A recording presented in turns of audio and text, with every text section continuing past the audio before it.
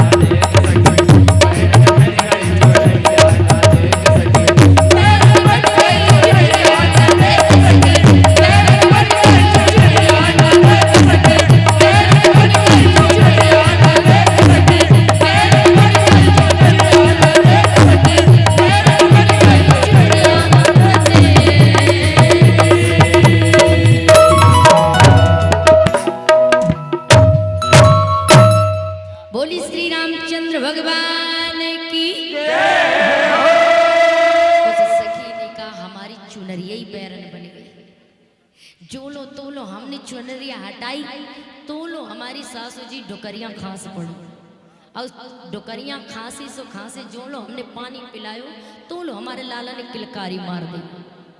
अब जैसे किलकारी मारी तो हम दौड़ के चुप कराए तो दर्शन करने। अब उसी समय भगवान भोले बाबा सखी के रूप में आकर के बोले दर्शन करेगी, हाँ। और उसी समय भगवान श्री राम जी की और भोले बाबा ने खींचकर फूल मारा, श्री राम जी को संकेत कर दिया।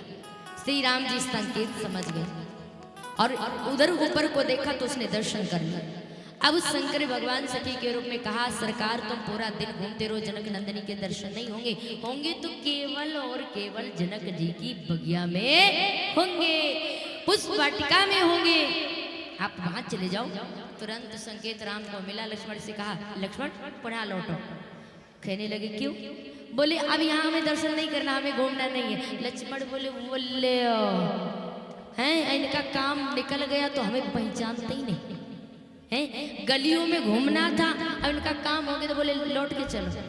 क्यों कह रहे हैं? क्योंकि हमें पुष्प वाटिका में जाना है, वहां जनक नंदन की सीता के दर्शन होंगे।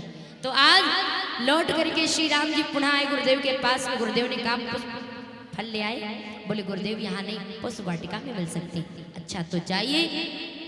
श्री राम जी आज्ञा लेकर आशीर्वाद लेकर के लक्ष्मण भैया पुष्प वाटिका में चले हैं और वहां पर माली भैया बैठे थे। कौन? माली और कोई नहीं, भगवान भोले बाबा ये माली के रूप में विराजमान। माली के रूप में भोले बाबा बैठे हुए विराजमान थे। और जैसे ही माली के रूप में बैठे तो श्री राम जी मर्यादा पुरुषोत्तम श्री राम है, उन्होंने आगे जाकर के माली ने रोक दिया कि रुको, और बोले हमें आज्ञा दे दो, फूल लेने हैं। माली भैया ने कहा अगर तुम्हें फूल लेने हैं तो तुमको नारी बनना पड़ेगा। ये जनानी बगिया है, तुम्हें दिख नहीं रहा है, बड़ा बड़ा लिखा है जनानी बगिया। ये जनक नंदिनी सीता की बगिया, यहाँ स्त्री जा सकती है, पुरुषों को कोई काम नहीं। और यदि तुमको फूल लेना है तो तुमको स्त्री बनना पड़ेगा। श्री राम जी बोले हमें फूल मिले चाहे ना मिले, हमें स्त्री नहीं बन पाएगी। श्री राम जी कहने लगे माली भैया आज्ञा दे दो, हमें फूल फल तुलसी दल 3 चीजें जरूरत है, दे दो आज्ञा। बोले ऐसे नहीं, जनानी बगिया है। और क्या बोली माली भैया?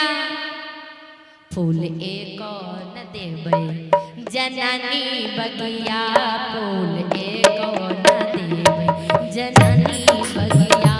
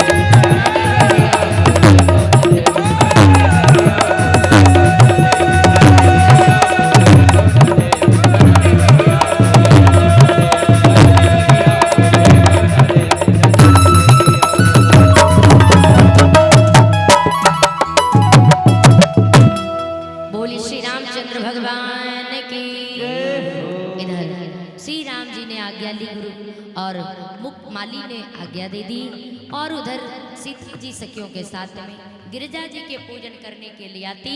लेकिन चंद्रप्रभा नाम की जो सखी थी बड़ी चतुर थी। उसने क्या किया, सरकार के खींच कर मारा फूल, और दूसरी सखी गई सीता जी के हाथ को पकड़ करके वही पुष्प वाटिका में लेकर खड़ा कर दिया। श्री राम जी और मैया जनक नंदिनी सीता जी की जब भेंट हुई, चारों आंखें मिली तो एक दूसरे की ओर देख रहे हैं। चारों आज आँखें मिली तो प्रभु श्री राम जी ने अपने हृदय में बसा लिया, जनक नंदिनी सीता ने अपने नयनों में छिप लिया।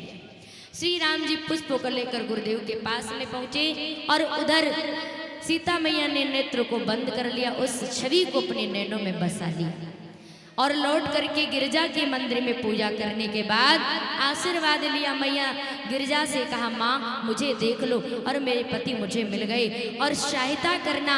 लौट कर मैया सीता जी महलों में गई और महलों में बैठी हुई थी। सभी राजागण बैठे हुए थे, 10,000 सब राजागण बैठे थे, उसमें दशानन भी आया था।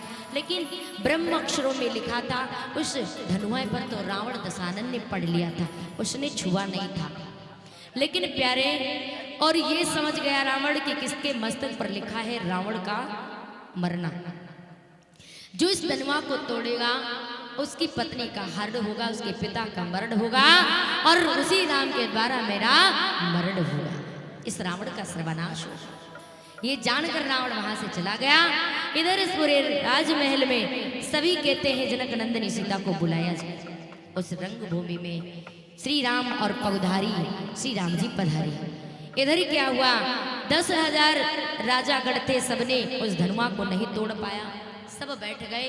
तो आज उसी समय जनक जी का प्रताप जो था, आज उन्होंने देखा कोई ऐसा धरती पर वीर नहीं जो इस धनुआ को भंजन कर सके, कोई तोड़ सके।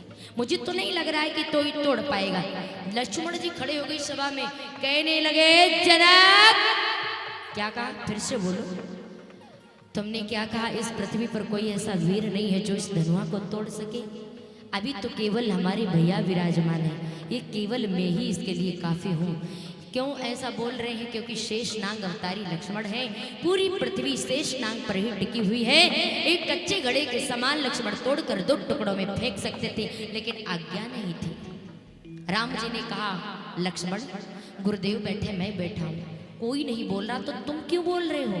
आ जाओ, पुनः बैठ जाओ। गुरुदेव के पास में श्री राम जी बैठे हुए थे, बड़ा सुंदर मंच बना था। आज इधर देखा कि सारा परिताप प्रभु श्री राम जी ने मिटा दिया।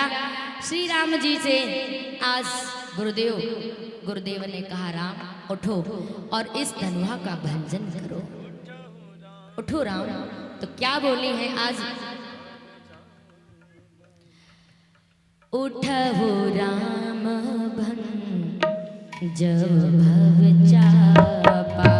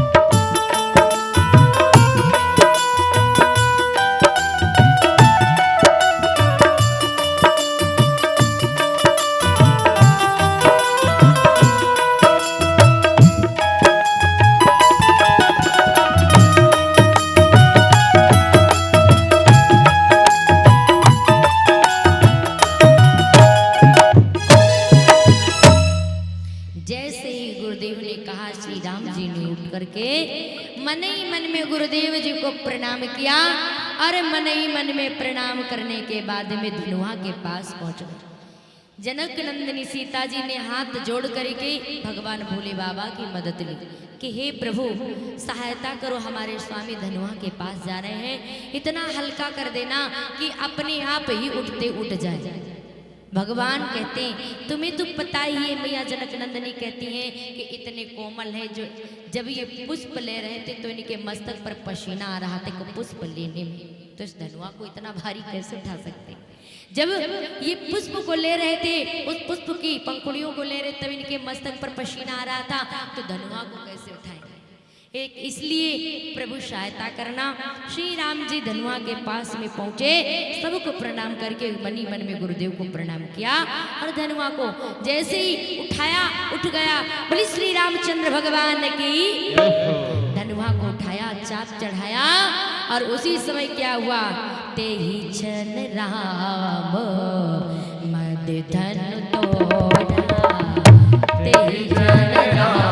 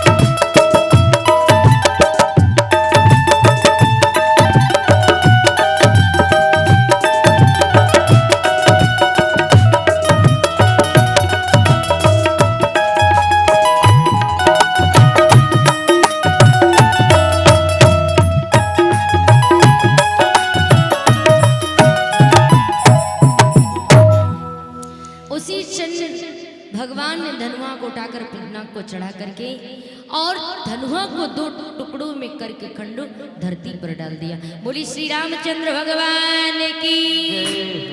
आज उसी समय जनक जी का परिताप मिट गया।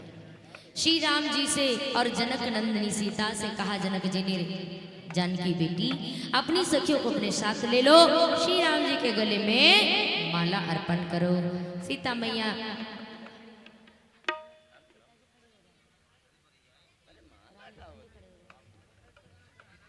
यहीं पे उसी समय प्यारे श्री राम जी खड़े हो गए। जनक नंदिनी सीता लेकर वरमाला को, जैसे ही माला को लेकर के चलने लगी हैं और जैसे ही आज चलने लगे श्री राम जी के सानिध्य में जनक नंदिनी सीता जी पहुंच रही हैं। और जैसे ही सीता मैया जैसे श्री राम जी के सामने खड़े होकर के आज देख रही, गले में माला को अर्पण कर रही, लेकिन नहीं पहुंच पा रहा है। और जब नहीं पहुंच पा रहा तो आज सखियों ने कहा, हे राम जी झुक जाइए। कहते ना बिहार में पहुना बोलते हैं, आज कहते हैं सरकार झुक जाओ मेरी लाडली छोटी है। अभी रुक जाना, मैं बताऊं ना तब इशारे में समझना।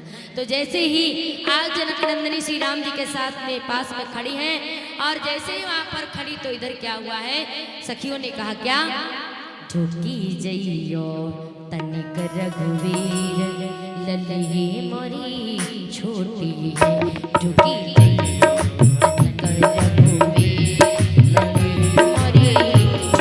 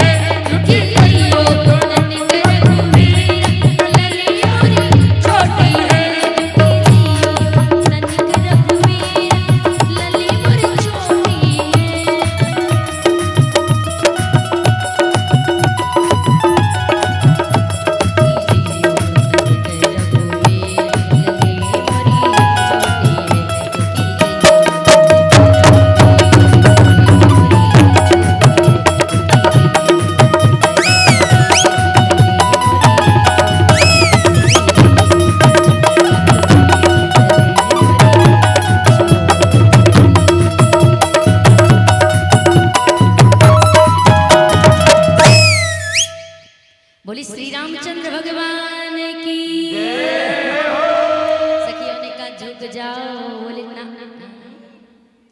पत्नी के आगे झुक जाए। वाह भाई वाह। अच्छा कौन कौन झुके जरा हाथ उठाए लो, जिनकी शादी भई है, जिनकी नाई भई वो सुन ले।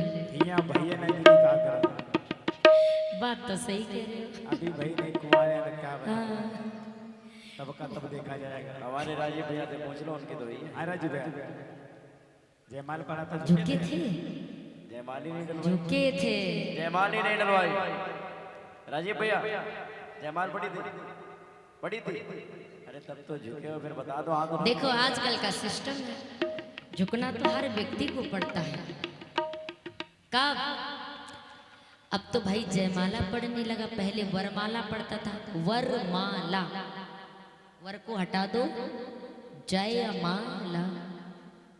अब तो जयमाला का सिस्टम। और जिनकी शादी भई है तो कोई बात नहीं, तो झुक चुके हैं। और जिनकी नाए भई है, सुन लो कान खोल के, पत्नी के आगे कबहू ना झुके हो। अब एक बार झुक गए ना तो पत्नी यहीं से घुमाएगी, यहीं से। नाम सुन के फ्लावर समझे क्या? फायर है मैं। ऐसा नहीं, ऐसा नहीं है। सुनिएगा, तो जैसे ही श्री राम जी खड़े बोले नहीं नहीं हम झुकेंगे नहीं, डालो, क्योंकि जनक नंदी छोटी हैं, श्री राम जी से छोटी हैं। श्री राम जी बड़े तो वहां तक हाथ नहीं पहुंच पा रहा। तो भाभी ने किसकी ओर इशारा किया? देवर, यानी अपनी देवर लक्ष्मण की ओर इशारा किया। अपनी भाभी ने देवर की ओर इशारा किया और देवर समझ गए। भाभी ने कहा कि थोड़ी पृथ्वी ऊंची कर दो। लक्ष्मण बोले भाभी अगर पृथ्वी ऊंची कर देंगे तो हमारे भैया भी तो ऊंचे हो जाएंगे। सुनो, हम भैया के चरणों में गिर जाएंगे और आशीर्वाद देंगे, तुम झट से पट से उनके गले में डाल देंगे। श्री राम जी ने खड़े थे, लक्ष्मण भैया कह गए और भैया के चरण में गिर गए। और जैसे ही दंडवत प्रणाम करने लगे तो उसी समय लक्ष्मण भैया ने कहा कि हाँ रुक जाओ। जैसे ही वहां पर उठाया, जैसे श्री राम जी ने कहा लक्ष्मण ये क्या हो रहा है? बोले भैया आशीर्वाद ले रहे हैं। राम जी ने कहा यही आशीर्वाद लेने का समय था, और भी ले लेते। बोले इससे अच्छा और मौका कहाँ मिलेगा? नहीं मिलेगा। और मैया खड़ी, तुम खड़े हो, आशीर्वाद दोनों का मिलेगा। उठाओ, पकड़ के उठाओ, आज ये तुम्हारा भाई नहीं सुनेगा, उठाओ आशीर्वाद दो। बोले लक्ष्मण मैं झुकूंगा तू? नहीं नहीं, उठ जाओ, आशीर्वाद दे दिया, उठ जाओ। बोले आज नहीं उठूंगा भैया, उठाओ। जैसे लच करके उठाने लगे, आज उसी समय मैया जनक नंदिनी सीता ने श्री राम जी के गले में माला डाल दिया। बोले श्री रामचंद्र भगवान की डाल दो गले में, पहनाओ। बोले श्री रामचंद्र भगवान।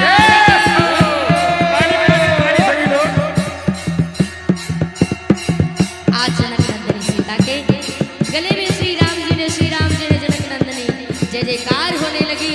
आज जय जयकार होने लगी और इधर जय जयकार होने के बाद में कन्यादान सभी माताएं और हमारे पिता लोग करेंगे।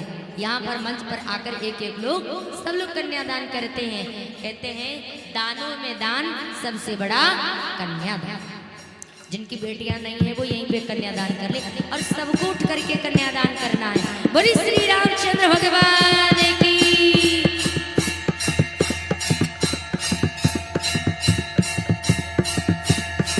और आरती भी करेंगी और कन्यादान एक एक लोग करेंगे सभी लोग, और आरती भी उतारेंगे।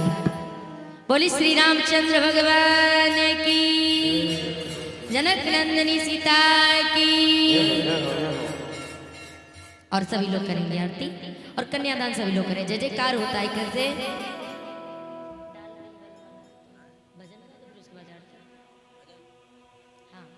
और देखो आरती साथ साथ में कर लो, 11 बज गया है।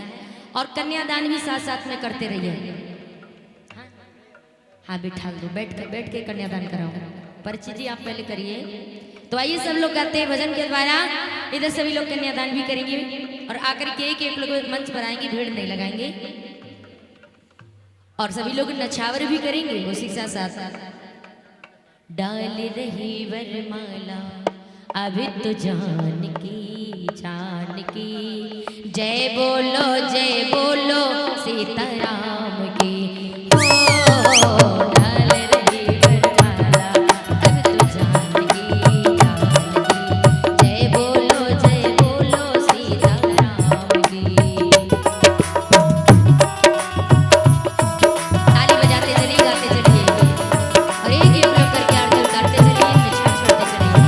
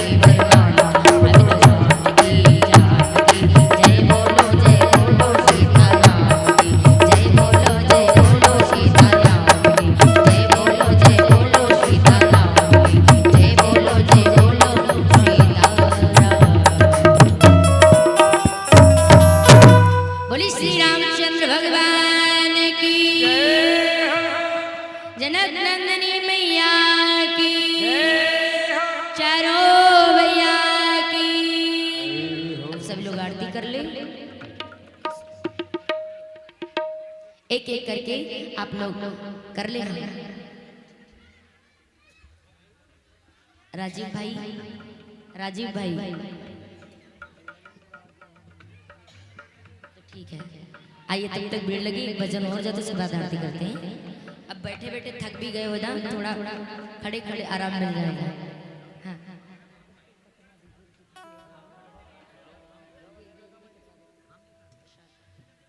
एक लोग भैया ऊपर आ जाओ, आप आ जाओ इस प्रसाद।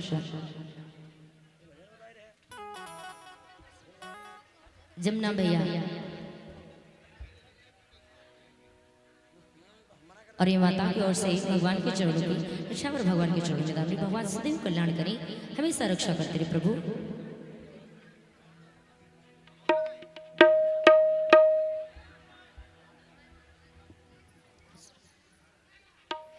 बोली श्री रामचंद्र भगवान की।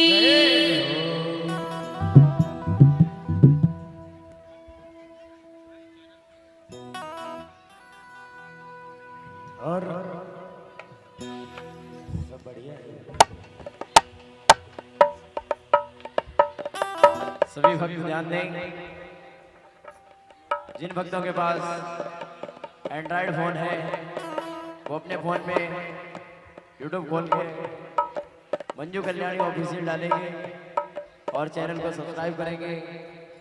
और आज की कथा लाइव देख सकते हैं और चैनल को सब्सक्राइब करें, लाइक करें, कमेंट करें एवं ज़्यादा से ज़्यादा शेयर करें और बेल आइकन घंटे को दबाना ना भूलें। आप सभी की महान कृपा होगी। ये बीच की रास्ता छोड़ दें, सीढ़ी के पास से जितनी माता मैंने हट जाए। जिन भक्तों के मोबाइलों में अभी चैनल सब्सक्राइब ना हो वो निकाल कर अभी सब्सक्राइब कर लें, मंजू कल्याणी ऑफिशियल। जो हमारे आगामी कथा लगे हुए हैं छत्तीसगढ़ में, तो आप लोग वहाँ का कार्यक्रम लाइव कथा देख सकते हैं। और राजस्थान में मेरा कथा लगा हुआ है, तो आप लोग मंजू कल्याणी ऑफिशियल के चैनल से देख सकते हैं। तो जुड़े रहिए और सब्सक्राइब करते रहिए। बोलिए गोविंद भगवान की।